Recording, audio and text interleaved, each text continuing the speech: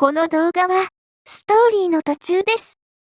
最初から見たい場合は概要欄またはチャンネルページの再生リストからご視聴ください。なお、外国語に対応した字幕をつけておりますが、自動翻訳ですので、精度が低いことをご理解ください。それでは、本編をお楽しみください。はあ。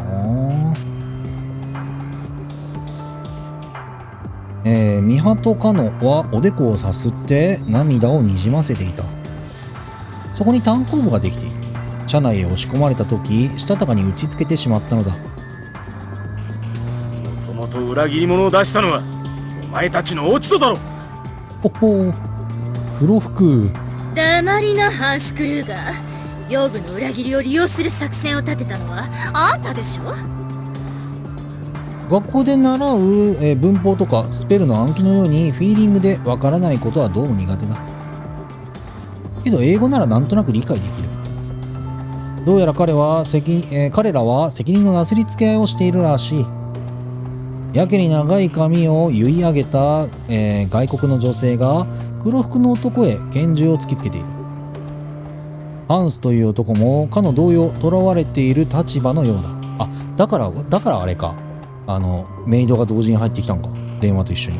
おい、名前を呼ぶんじゃない。いいえ、ハンス・クルーガー。あんたがノーと言うからやり方を変えただけ。私たちも危険を冒した。約束通り寄付はしてもらうわ。結局は金か。真の福音が聞いて呆れるな。聞きたい言葉はイエスだけよ、ハンス・クルーガー。女がトリガーへかけた指に軽く力を込める。何？ファンダメンタリストは自分たちの手で国家を支配することを最終的な目標としている。だが今のところ一般市民の支持を得られているとは言い難く、常に資金難に苦しんでいるのだ。重複。資金難なのだだよな。資金に苦しんでいるのだ。この仕事を引き受けたのも多額の寄付に目がくらんだためと言えるだろう。だがまさか仲間の一人がお姫様の熱烈なファンとは予想しなかった。計画を知ったヨブは猛反発した。それで一旦は白紙になったものの、そこでハンスが計画を作り直してきたのである。グラーフィンをカルトへ勧誘し、もし失敗した時は、薬物の中毒へ追い込み協力者に仕立て上げる。わお。そのおぞましい計画をわざとヨブの耳に入るように仕向けたのである。もちろん王族の信奉者であるハンスにそれを実行するつもりはみじんもない。だがヨブはまんまと策にはまってしまった。騙されていることにも気づかず、仲間とは別のルートを使って日本へ渡ってきた。射殺されることさえ覚悟の上で。だが一体他者の善意を利用することがどれほどの悪徳か。未だ気づくことなく彼らは味方同士で争っているのだ。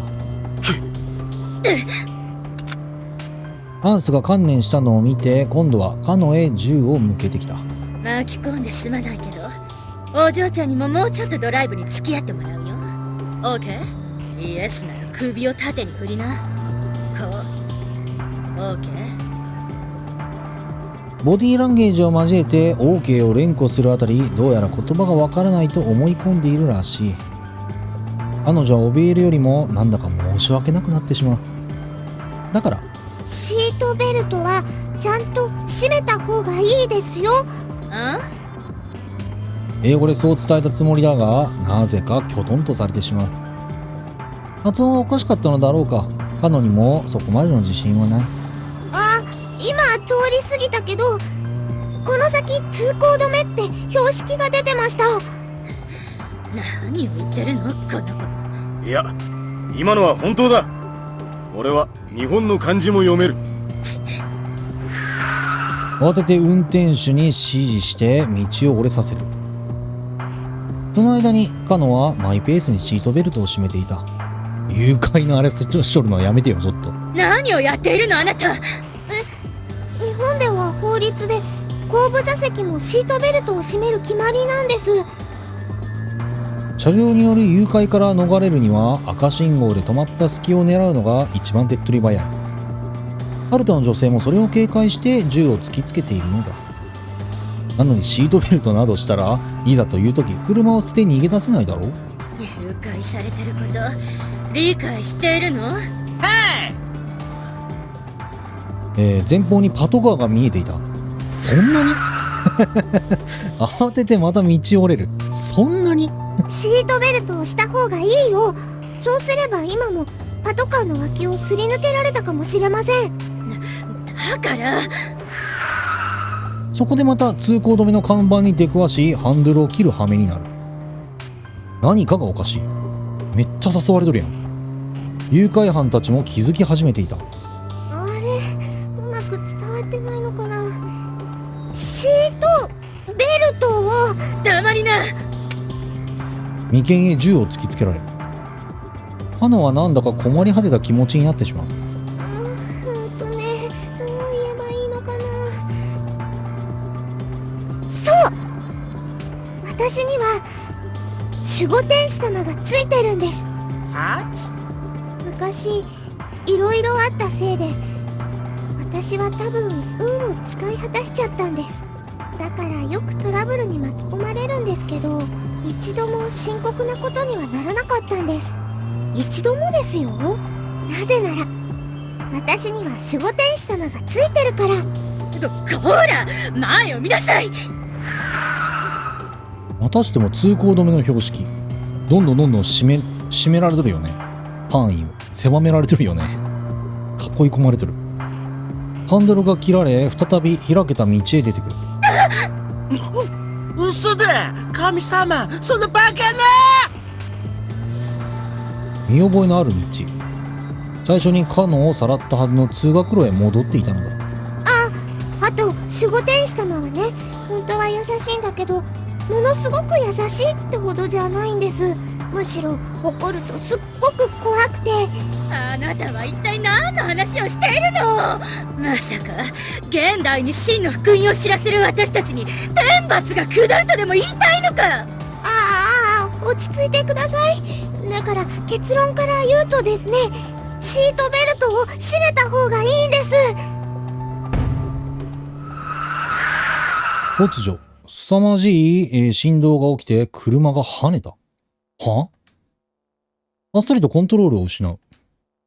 フロントガラスの前で景色が水平に動き、なぜか後輪のホイールが吹っ飛んでいくのが見えた。数秒が数分に引き延ばされ、スローモーションのようになって。だが、誰一人なすすべもなく。ただ電柱が迫ってくるのを眺めていた。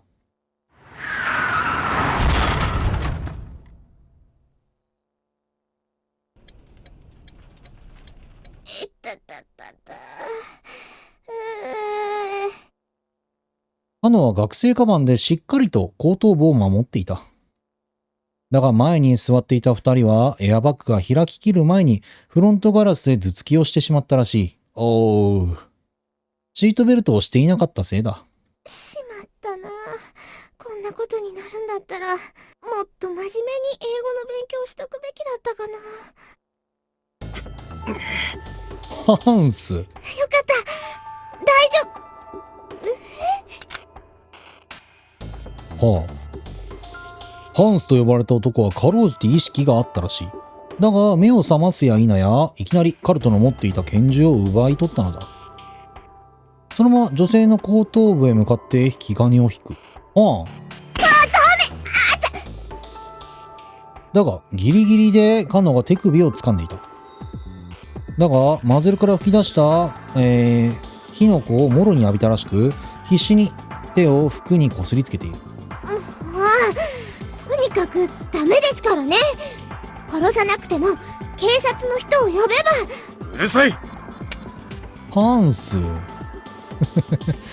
またしても銃口を突きつけられ、さすがのカノも本格的にまずいことになったという顔をした。そこでひび割れたガラス越しに黒服やスータンに身を包む人たちがワゴンを取り囲むようにしているのが見えた。今度は乱暴に腕をつかまれ車から引っ張り出される。だがハンスは車を出てすぐ異常を目にした。一体これは何だ。行かれとるの。後輪のホイールが吹っ飛び、ブレーキパッドにのぶとい釘のようなものが突き刺さっているのだ。この釘のせいでコントロールを失ったのか。しかし今はハンスにも考えている余裕はない。前からも後ろからも黒服やスータンが一定の間隔を空けながら近づいてくるのだ。つい先ほどまで味方だった同じ職場で働いていたはずの仲間たちまでが自分を追い詰めようとしている。来い。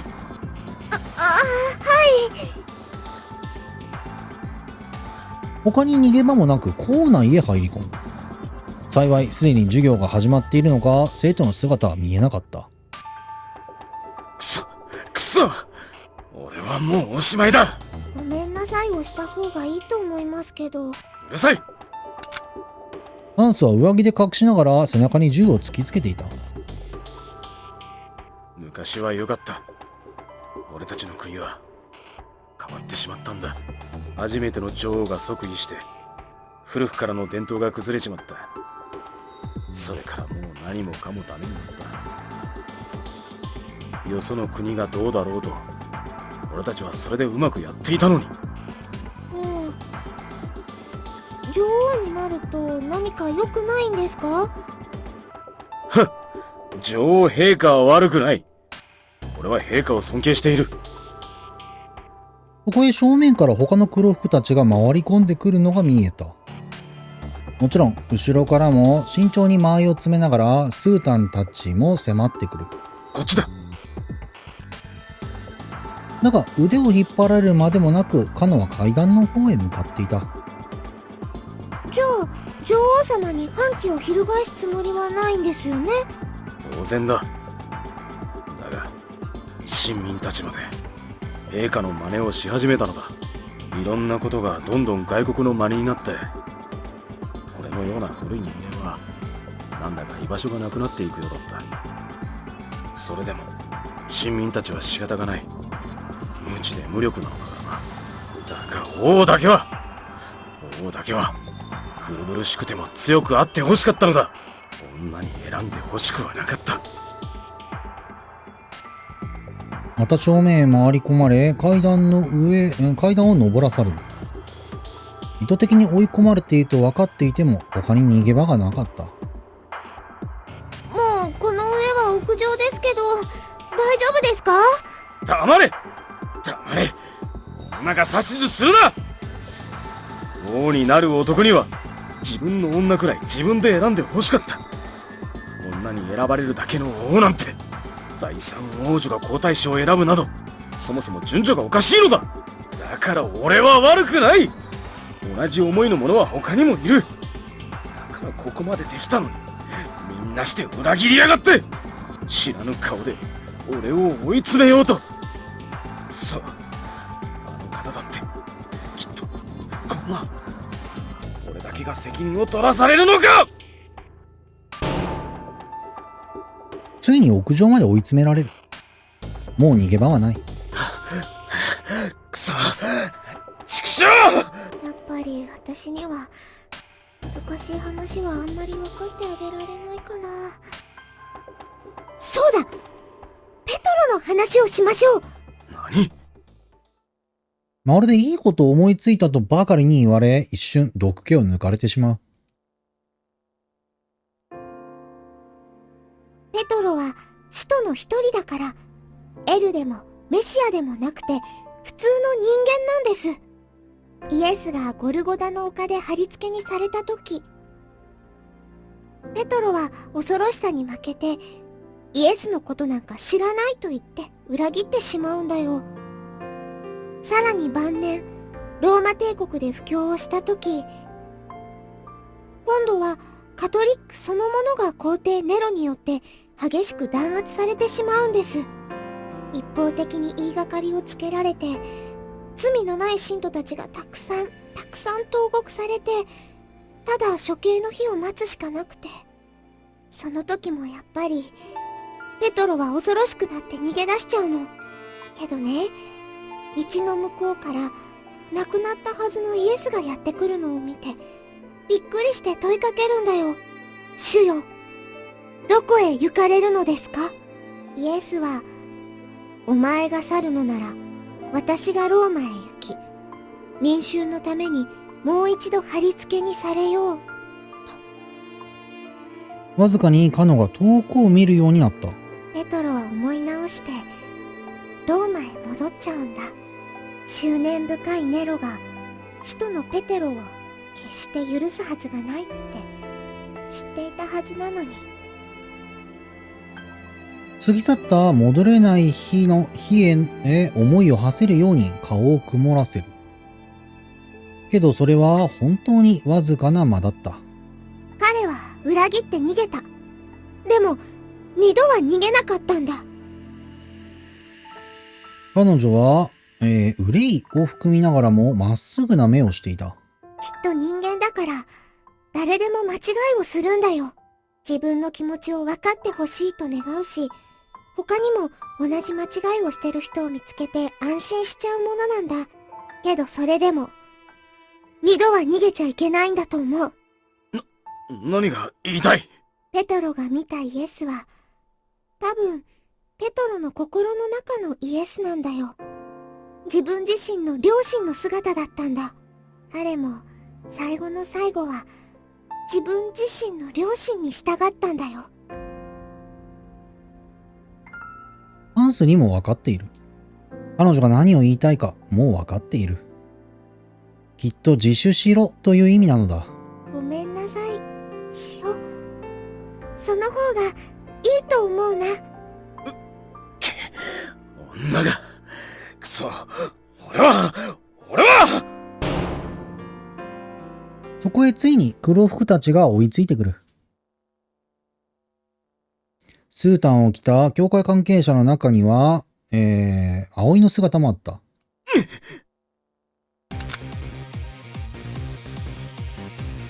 あら。ハンスはほとんど反射的にカノを後ろから拘束していた。黒光りするオートマチック拳銃を見て、周囲の緊張もまた取り返しがつかないレベルまで高まってしまう。ダメだよ、ハンスさん。戻れる時に戻らなくちゃ。もうるさい。遅い。もう遅いんだ。ローマへ戻るには遅れきすぎだ。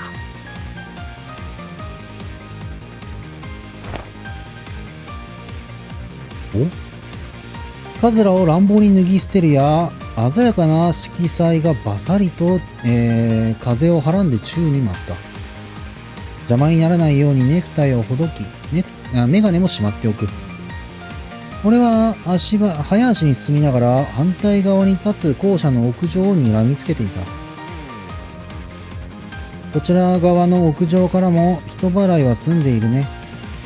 予定通りです。ヘッドセットからすぐ答えが返ってくる。授業が終わるまでちょうどあと5分です。了解。こちらも予定通りやる。アーデルハイトから電話を受けた後、俺は即座に行動を起こした。この事件が表沙汰になれば本物の国際問題になる。内々で処理したいのならすぐさま協力するようベルクシュトラーセ側に要求したのだ。交渉では間に合わない。悪いが一方的に要求を押し通した。元より連中にとって死の子の言える状況ではない。犯人が逃走に使うであろう道を予想し、偽の検問を次々と敷いて学校へ戻ってこざるを得ないよう誘導していったのである。もっと早くに降伏していればまだ穏便に済ませられたのだがな。まったく小悪党ほど往生際が悪いらしい。音を立てず屋上の鉄扉を開く。隣の校舎では犯人が観音嬢様を捕まえたまま拳銃を突きつけているのがはっきり確認できた。おいおい、まさか知らないのか。世の中にはやっていいことと悪いことがある。お前はそれを犯した。よって冷徹にやるべきことを貫徹する。審判を下さねばならない。学校を選んだのは素直に時間がなかったこと。迎え撃つにはよく知っている場所の方が有利になること。加えて、両家の子女が通うこの聖ガブリエレ学園がもみ消しにとても積極的だからだ。普段からオタクのわがままを聞いてやってるんだ。ならたまにはこちらのわがままを聞いてくれたっていいだろう。まず人差し指をまっすぐに立て、乗り越え防止柵の長さとの、比較から目標までの、距離を正確に測る。俺は刃を下に武骨な五寸釘のような獲物を握っていた。両太手かつての家業だった忍術を馬鹿正直に継承してきたわけではない。けど唯一、手裏剣術の練習だけは欠かさなかった。どうも、息子の利成はそういうところも嫌って反発していたらしい。当然の反応かもしれない。俺だってこうも役立てる機会に恵まれるとは思っていなかった。ただ今回は通常よりも距離が遠く柵も邪魔だ。なので給水塔の脇からスナイプすることに決めた。斜め上からの投擲ではやや精度は落ちてしまうが仕方がない。幸いこちらへ注意を向けるものもないようだ。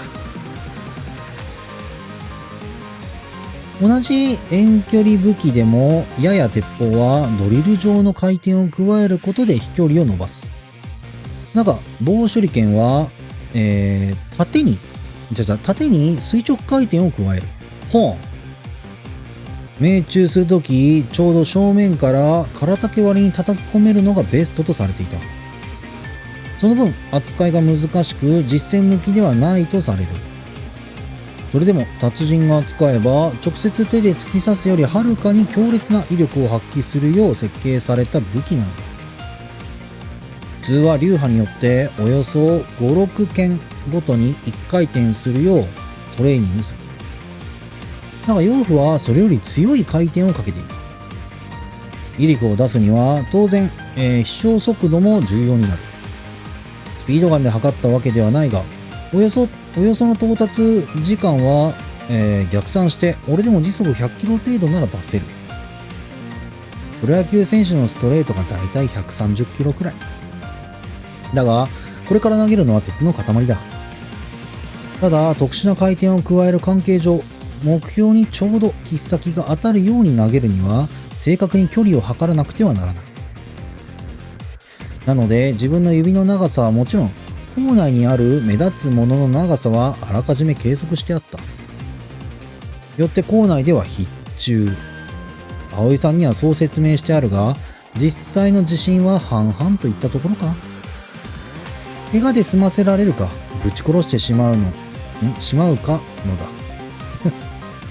すごいな。そろそろ時間だ。俺はゆるりと脱力して構えに入った。葵さん、要救助者に突きつけられた銃を体から離させてほしい。失礼。音が。葵さんが包囲の中から一歩前へ進み出る。落ち着いてください。罪を認め国会さえすればきっと死はお許しに。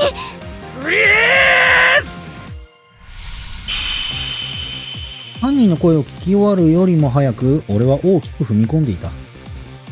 開脚しながら、腰を深く沈めると大腿筋は自然に捻転する。下半身の力を上半身へ。さらに肘を折りたたんだまま大きく肩を使って遠心力を加える。そこから張力を限界まで引き絞ったカタパルトのように一気に肘を伸ばすのだ。リリースの瞬間、全身の関節が最大加速するように投擲した。それでも最も寛容なのは指先である。棒手裏剣にかける回転はほぼ手首から先の使い方に依存する。空気を切り裂く鋭い音は高速回転するプロペラのごとく、先端部の回転速度は時速40キロにも到達する。衝突の際、それはそのまま、飛翔速度に加算されるのだ。つまりこの時、この瞬間、この投擲武器は時速140キロの鉄塊と化すのである。その威力はコンクリートに突き刺さり、丸太を貫通し、鉄兜をも粉砕する。ではこれが人体に衝突した時、どのような変化を起こすのか。フリーズ。それはヤツが正面のシスターへ拳銃を向けた直後に回答された。凄まじい火花と爆発じみた衝撃音。幸いだったのは狙いをたがわず重心に命中したこと。同時に薬莢が飛び出す。オートマチック銃は強い衝撃を受けると安全のため薬室内から銃弾を排強される仕組みになっている。よって彼女様と葵さんは無事だった。不運だったのはやつが銃刃をしっかり手首でホールドし、トリガーにちゃんと指をかけていたことである。よって手首と指が、拳銃ごと2回転半もしてしまったのである。わお。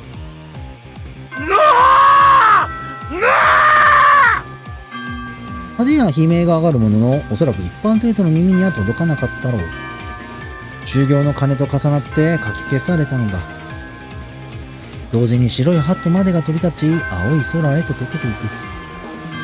狙って鐘の音とタイミングを合わせたのである。だがこの時、学園を包んだ音色はきっと神秘的な福音をはらんで響いたことだろう。嘘だ嘘だ。本当に守護天使が主を見ていたというのか。まさかこの時にお初なんて。主よ、お許しください。お許しください。暴発か。そう錯覚されても不思議はない。それでも運が良かったのだと諦めてくれ。今のうちだ。取り押さえろ。応急手当て、救護急いで。一般生徒は立ち入らせるな。慌ただしく黒服たちが動く中、やっぱりもっと英語の勉強しておくべきだったかな。そうすれば教えてあげられたかもしれないのに。カノは気づかれないよう騒ぎから離れるとさりげなくしゃがみ込む。守護天使様は怒ると凶暴になる。コンクリートを削りながら滑り、側溝の中へ落ちていった武骨な鉄塊をそっと手のひらの中へ隠してしまう。宮戸さん、怪我はなかったんですか？あ、はい。カノはちらりと向かいの校舎を振り返る。けどそこにはすでにわずかに扉が揺れているだけだった。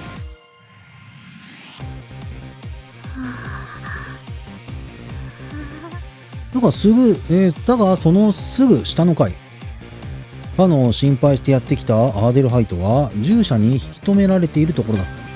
いけません、グラーフィン。まだ屋上の安全が確認されて。グラーフィン？主人が呆然と向かいの校舎を眺めている。見られたー普段から表情に乏しい人だが、こんな風になるのは珍しい。なんかそれも仕方がない。今しがた彼女はありえないものを目にしたばかりなのだ。忍者。じゃあ